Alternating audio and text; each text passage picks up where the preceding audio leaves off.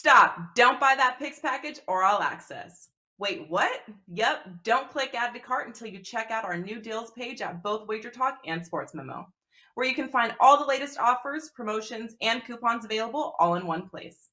These deals are updated daily and can be found by clicking deals in the nav at WagerTalk or Sports Memo, going to wt.buzz/deals, or scanning the QR code on your screen.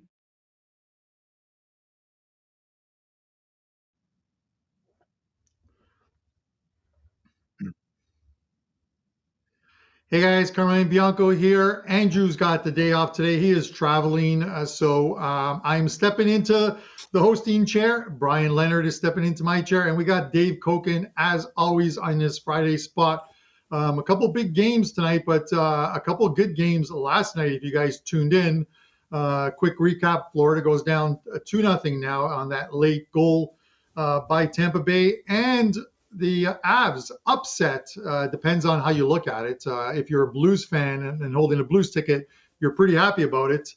But yeah, 4-1 final in that game. We discussed yesterday with Bryan Leonard keys of the game. I just want to quickly go through a couple of keys of the game yesterday that were big as far as the games go. We talked about the Florida game, staying out of the box. They stayed out of the box. They only took 3 penalties, but paid on one of them. They were better in faceoffs, 58% yesterday in faceoffs, but their power play, 0 for 4, and now 0 for 25 in the playoffs. Terrible one for them. And then we talked about the Blues, and we talked about second period and how the Blues need to be better in the second period of their games, and they definitely were. 65% faceoffs, only outshot 11-10 in that period, but outscored the Avs 2-0. And if you're an analytics guy, the final score was 4-1. The analytics for that game were similar. Almost it was 4.2 to 1.47. So analytics pretty much matched up. Let's bring the guys in. Dave, I'm going to go to you first. Any quick take on yesterday's game before we get into tonight's card? Yeah, Ryan O'Reilly might be the most underrated player in the league. He's a great player. I mean, he's not going to put up huge offensive numbers, but there are very few two-way guys that I would rate above him. David Perron, former Vegas Golden Knight, has had a great season and continues to be outstanding in this series. And look, the Avalanche are a better team than the Blues. They're a better team than everybody. They're the best team in the league. But these second-round issues that they've had them last year with the Golden Knights. They were a significantly better team than Vegas and managed to lose that series. You can't tell me it's not entering their mindset right now. And a lot of pressure on Colorado as they head to St. Louis for Game 3. The other game, I'll talk more about the Florida-Tampa Bay when we get to best bets, because my best bet will be on Game 3 of the series between the Lightning and the Panthers.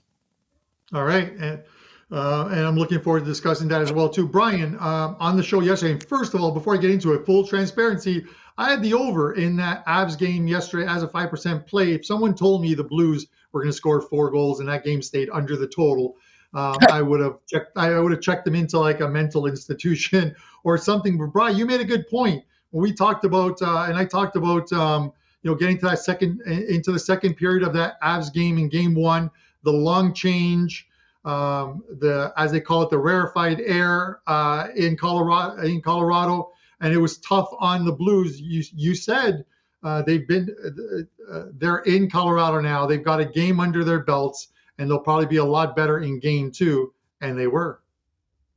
Yeah, they were. They were acclimated to the altitude a little bit. At least it showed that way as they played the game. As they not only won the game, they won the stats and the expected goals and all that. So. Totally different game, and it's interesting that now that the playoffs are here, I've been spending a lot of time. My wife's out of town, so I've been spending a lot of time in the sports books, and you hear these guys, just your casual sports fans, and they will talk about one of the games, and they'll have game 1. Oh, that team blew them out. This series is over. You make adjustments. These are good coaches on these teams. They make their adjustments. The team that won in a blowout, we've all been in this situation. You're on a big winning streak. You just blew the opposition out. You're full of yourself. You're feeling fat and sassy, as they say, as Marco says. And it happened yesterday to Colorado. They'd gone 4-0 If you remember that game against Nashville, they had a 2-0 lead in Nashville. Gave them a really good game. It kind of sucked for me because I didn't have anything really on that game, but I wanted Colorado to win because I was going to come back big on St. Louis in Game 3. Now, because of what happened, I think we get the focus for Colorado in that game, and then the Tampa Bay game. I talked about that. I said too many people are looking at the regular season records in Tampa Bay, as we talked about. Basically just cruised to the playoffs, and the line was too high, and it's just the way it worked out. 2-1 victory for Tampa Bay, and we'll see how the next game goes, but it may be a little bit different from the Florida's perspective. Yeah, and just to go back to what I said about like the final numbers, you look at the final analytic numbers, 4.26 to 1.47 goal expectancy. In that, you normally don't see the Avalanche at home with that type, but the Blues are resembling the team of that Stanley Cup season 3 or 4 years ago, where Binnington Binnington came up, played extremely hot. He's looked good through 2 games. They're going home now. I think Game 3 is a big one in this series. St. Louis can take the lead. Maybe like Cokin mentions, maybe that the mindset or memories of last season start in the second round start to creep into Colorado's minds. But with that said, let's get into tonight's action. Canes and Rangers, first game up. Let's have a look at the numbers on this one. All right, we got the Canes. We got the Canes at minus 170, Rangers plus 155. The total here's 5.5. Dave, I'm going to go to you first on this one, but my quick comment on this one is you look 2-1 overtime in the first game. The Canes kind of they were slow through the first couple of periods. 8 shots in the first period, 2 shots in the second. The final analytical numbers, and I know Brian's an XG guy, 6.18 for that game, and only 0.3 of that was in the overtime. So it just highlights the fact that the goalies played extremely well in this one, Ranta and Shesterkin. And I seem to think, or I want to take the line that it's almost correlated. If you like the Rangers, you're going to take the under, and if you like Carolina, you're gonna lean probably to the over. You look at their games during the regular season. Carolina won 3 of the 4 games. The ones they won 6-3, 4-3, and 4-2. The one they lost was at home, getting shut out by the Rangers 2-0. I tend to think that the Canes are still the play here, but the higher this price goes, the value seekers are going to come in and take the Rangers, and rightfully so. This is going to be a tight series and a good game tonight. Give me your thoughts. The value is with the Rangers, and I've mentioned this many times over the years. I'm not a value bettor in the playoffs in any sport. It's strictly matchups for me. In the regular season, you want to, for instance, in the NHL, you got an 82-game schedule. So you're looking for value spots. Scheduling dynamics and things like that can be factored in. And if you're getting plus 165 or plus 155 in a game where you probably should only be getting plus 125, you go ahead and take it because the value's there. But in the playoffs, the idea is to pick the winner of the hockey game. Same thing in football, same thing in basketball, same thing in baseball. I handicap the playoffs completely differently than I do the regular season. They're 2 different animals. So tonight's game is a good example of that. The value at this price is with the Rangers. I don't think Carolina's rates being minus 175 or 170 over the Rangers, particularly in view of how well the Rangers played in Game 1. But in a pick-em situation, I would clearly be playing Carolina here. They're still the better team. They haven't lost a home game yet. And they got enough of a scare in Game 1 that there's no way they're going to take this game for granted. So this is why I have very few plays in the NHL playoffs. I had a 5% play on Wednesday, I guess it was. The easy winner in that over between the Oilers and Flames. I won't have another NHL play until Game 3 of the Panthers Lightning, which I'm going to give you later on in the show, so you won't even have to buy it. I think the Rangers I don't think the Rangers win tonight, but if I were betting it, which I'm not, the value would be with the Rangers. But again, that adds up to a pass for me because I think Carolina wins. All right, no, and I see where you're coming from. And Brian, he makes a good point, and I know you love value, and you find it with great success. You have during the regular season and the playoffs. Is this one of those ones where we look at it, and as Dave mentioned, the Canes have won every single game at home. They were the third best East team at home this year, behind Florida and Toronto, the only two teams with a better home record. And we see what happened to those two teams. Florida's dropped 2 at home and dropped 3 in the playoffs thus far at home. And the Leafs dropped 2, including the crucial Game 7 at home. So is home ice in a series like this against the Rangers as important? Actually, we could take a look at Colorado yesterday. I believe what did they lose 3 home games all season or something ridiculous, and they didn't get it done yesterday. The whole thing is when you get to the playoffs, and I'm with Dave, you do have to handicap it a little bit differently. But the teams in the playoffs all can win on the road. You're not going to make the playoffs if you can't win on the road. We see it in baseball all the time in the playoffs. Home field in baseball is not strong at all. Home ice in hockey is not strong. Home court in basketball and home field in football are stronger. So you see a lot of teams that are able to pull off these upsets on the road because they've done it all season long. Quality teams should be able to win no matter where they play. And that's what we saw last night out of St. Louis. I just wish I'd have saw that beforehand, and I would have used them, because at that point I hadn't seen nothing out of Colorado to show that I'd want to go against them. But interesting look at this, just going by the totals in the 2 games we're talking about tonight. The Rangers game, 5.5. Calgary game, 6.5. We just played a 2-1 game in the first one here, and the other one where they scored 15 goals in the second game. And yet the lines are basically the same as what they were from a total standpoint. And when you take a look at natural stat trick in the playoffs so far this season, and one of the things I look at is expected goal percentage. Out of the 16 teams in the playoffs, Carolina expected goal percentage of 46.88, and the New York Rangers at 39.69. So they're the 11th and the 16th team in expected goal percentage, and the line's 5.5. Makes sense. In fact, I think it makes sense on the under. I think it'll be another low-scoring game here. And when you are playing a low-scoring game and you've got a line this high, I think that benefits the underdog here. And from that standpoint, I think the Rangers are the team that I'd be looking to bet if I was to play this one. When you take a look at, excuse me, the actual goals for and against in 5-on-5, I mentioned the goal percentage. Carolina's at 46.88, yet they've outscored the opposition 18-11. I see some regression in that regard. The Rangers, 39.69, have been outscored 22-19, so that one makes a lot more sense. But the Carolina Hurricanes are in a situation where I think they're a little bit overrated here, and they have not dominated these games, even though they've got that 5-3 record so far in the playoffs. I prefer the Rangers here, and with the way the game will be played with the under, I think that gives them a little bit better advantage. So I like the Rangers here. All right, Bryan Leonard, WagerTalk.com. Brian, and I tend to agree with you.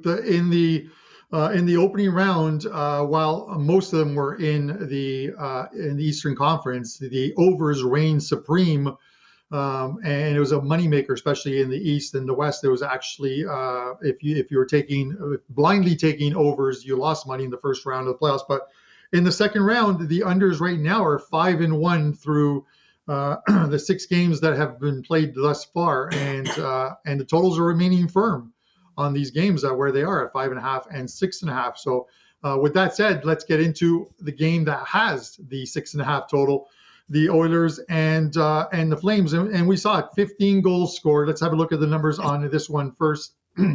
Flames are a big price again at minus 170. The Oilers plus 145. The total sitting firm at 6.5. Excuse me. Still juiced to the over. 15 goals in game 1. 13 of those were at even strength. 1 power play goal, 1 empty net goal. And as I mentioned on Wager Talk today, all that was discussed was really Mike Smith pulled after 6 minutes, allowing 3 goals on 10 shots. No one seems to look at the fact that Markstrom allowed 6 goals on 28 shots, all at even strength. The analytical numbers for that game came in at 5.02 for Calgary, 2.3 for the Oilers, a total of 7.32 expected goals, and the actual game goals were 8 over the expected goals. That never happens, or very rarely happens, which tells you how bad the goaltending was from all three of them, or even the defensive play from Koskinen, Smith, and Markstrom. I think if you're going to react to the amount of goals that were scored in game one, then you also have to acknowledge what the final analytical numbers were. And maybe it was an off day for not only his defense and the goalie. That's not a Sutter team that allows 6 goals in a playoff game. And Dave, I'm going to go to you first. This 6.5 is juiced to the over. I tend to lean the under and take a contrarian look at it, figuring both teams have to be better defensively. Yeah, here's the issue I have with some of the metrics. They don't factor in how the game ended up getting played. Because the fact that Calgary got on the board twice in like the first 5 seconds changed the entire game flow. Edmonton had to, not that Edmonton's going to play a defensive style anyway. They did that under Tippett, and that's why he got fired. But at that point, defense went completely out the window for them. They knew they had to turn it into as much of a shootout as possible. So, you know, I tossed the analytics in game one were of no use, completely valueless to me because of the way the game unfolded. I don't think you're going to see 2 quick goals again. And look, if the same thing happens tonight, if somebody gets 2 goals in the first minute, the same thing's going to happen. I think both teams are going to try and clamp down defensively tonight. I had a fight. The 5% play I had was on the over in game one. I absolutely loved the play. But that was at 6. Now you've seen a half-goal adjustment, and it's still juiced. And I do think you're going to see a different style of play tonight because, you know, Markstrom wasn't good, and Calgary he actually hasn't been that good, period. I know his save percentage in the first series was like .934, but if you watch the games, he fought the puck the whole series. He wasn't that good against Dallas. He was fortunate that the rebounds was swallowed up by his own defenseman. I thought Dallas, better offense, could have scored more goals against him. So I'm not sold on Markstrom. I'm certainly not sold on the Edmonton goaltenders. And I can't play the under, even though I think it's going to be played more to that style here. I wouldn't play the over. As far as the game's concerned, you know, listen, the Oilers are going to come out of that game thinking, well, we can't be any worse. And we actually came back and got tied at one point. I think the Oilers are going to feel pretty good about their chances. So I might lean that way. But this is, again, I'm very selective, as most people know who followed me. I don't play a lot of games. I'm sitting them out. I'm glad I sat out last night's games because had I gotten involved, I'd have lost. My opinions aren't worth that much. My plays are. I'm not going to have a play on this game. Okay. Yeah, I love it. And Dave, that's a good way to look at it. And I agree with you. And Brian, I'm going to throw it to you this. Next is you have to figure off that game. Obviously, both teams are going to be better. I'm not expecting a 15-goal game again. And you have to figure the Oilers coming back and tying that game at 6, even though they went on to lose that game, has you believing that if they play a much better game right from the get-go, that opening puck drop, and they play their style, that this is a series where I don't think home ice, I said coming in, would be, I think either team can win on the other team's ice, and this is a 6 or 7 game series. With that thought, Flames won game 1. I want to come back with Edmonton in game 2. Anything you can do to talk me off that? Dave made a great point when he talks about the style of play and how the games, the scoring comes out, which is one of the reasons why I don't play a lot of totals, and I've talked about that in the past. You can go back to the last game we just spoke about. New York takes that 1-0 lead, and if you're an underdog and you're not known for your offense, you're going to take that 1-0 lead. And I'm not going to say you pack it in and try to keep them off defensively, but that's how the game worked. The Rangers had the expected goal advantage for 55 minutes. And unfortunately, they gave up that goal at the end of the regulation and lost in overtime. So you always have to take a look at how these games are played out. And And Dave's right in this one where Calgary gets that 2-0 lead. But from a Edmonton standpoint, we've seen their defense and we've seen their goaltending all season long. That's a team that just can't afford to fall behind early. But they do all the time. And then they have to win with offense. They're not going to win with defense. They know they can't win with defense. So even though they did fall behind 2-0, you still got the regular game, I think, out of the Edmonton Oilers, is they know that if they're going to beat Calgary, they're going to have to outscore them. So I tend to like the over here a little bit. Your expected goals was about 7.5 in that game. So it still would have gone over this total. When you take a look at 5-on-5 on the Natural Stat Trick website, I talked about the other game with the under trends. This one, Calgary was number 2 so far in the playoffs, goal percentage, 60.91. Edmonton number 5 at 54.30.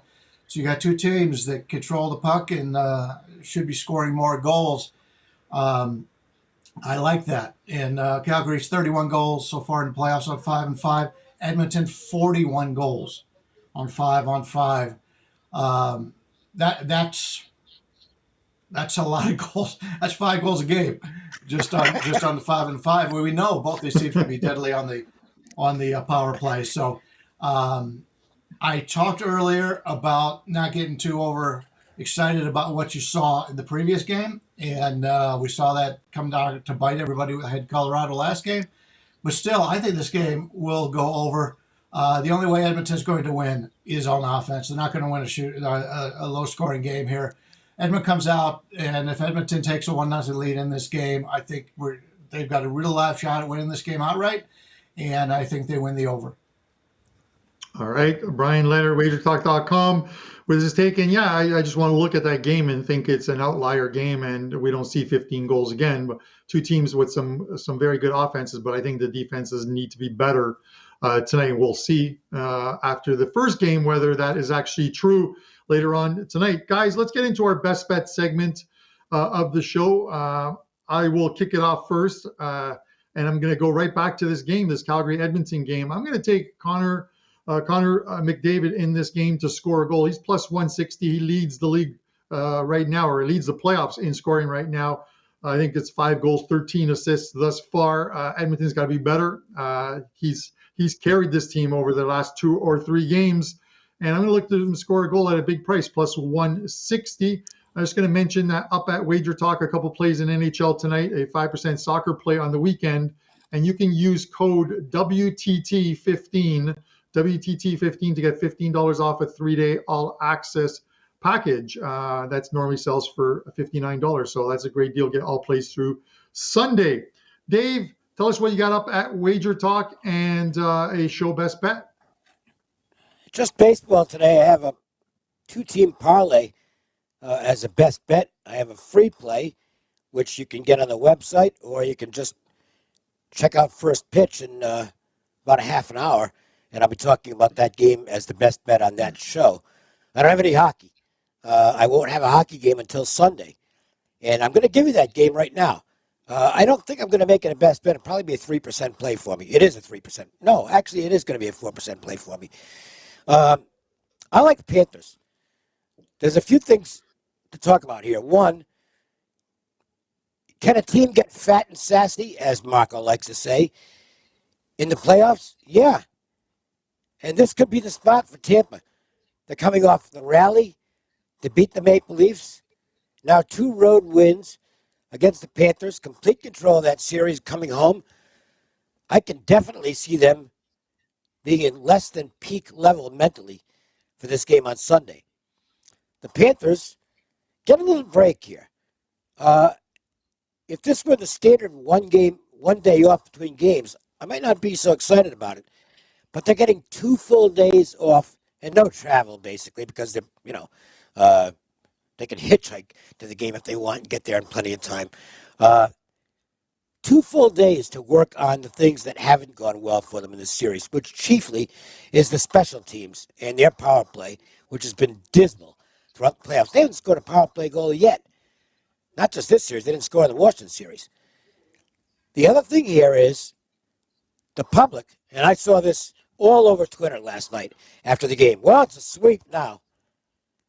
The public has given up on the Panthers and thinks this is going to be easy pickings for the Lightning. And yet, the odds makers still have Florida as the favorite in Game 3. That's not a line that's meant to balance the action, okay? That's not going to balance the action. The tickets are going to be on Tampa in this game. I'm on the Panthers. I think they win Game 3. I don't know if they come back to win the series, and I don't know what happens after Game 3, but this is my next bet in the NHL playoffs. Sunday, Florida Panthers, I got it minus 110, and I'm happy with that. All right, Dave Cokin, I like that play as well, too. And if you're wondering why Florida is not playing the Florida-Tampa Bay game is not tomorrow, why they're playing Sunday, Monday, back-to-back, there is a concert at the stadium, obviously, so the game has been pushed forward to Sunday, and it'll be back-to-back games in the NHL for the first time this playoff season. Brian, I'm going to go to you next, but I have to mention, man, you hit it out of the park yesterday, 5% play in the NBA with the Celtics, and you're coming right back. You have another NBA play. Tell us what's going on at WagerTalk and your show best bet.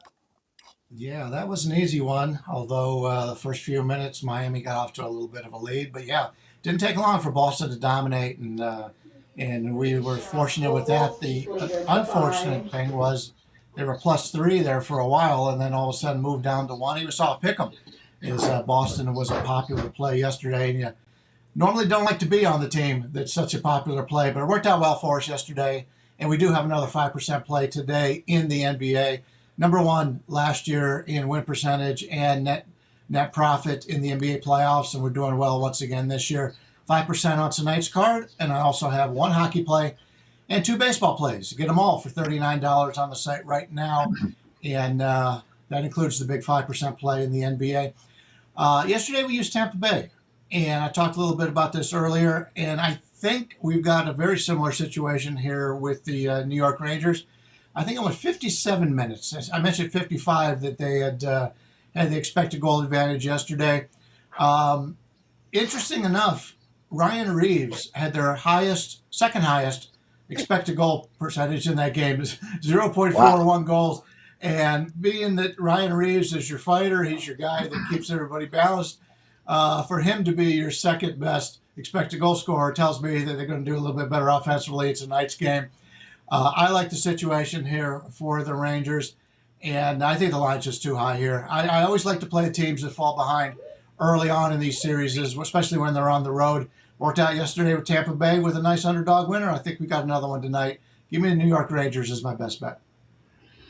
All right, and best of luck to you on your 5% play. You guys can get that over at wagertalk.com on Brian's page. Let's have a recap of the show power plays. I'm on Connor McDavid to score tonight, +160. Bryan Leonard, the New York Rangers, +155. And a Sunday play from Dave Cokin, Florida Panthers, Game 3, -110. Guys, we'll be back on Monday. For myself, Dave Cokin, Bryan Leonard, thanks for tuning in to Puck Time. We'll see you next week, 11 a.m. Best of luck this weekend, guys. Stop. Don't buy that Picks package or All Access. Wait, what? Yep, don't click Add to Cart until you check out our new deals page at both WagerTalk and Sports Memo, where you can find all the latest offers, promotions, and coupons available all in one place. These deals are updated daily and can be found by clicking Deals in the nav at WagerTalk or Sports Memo, going to wt.buzz/deals, or scanning the QR code on your screen.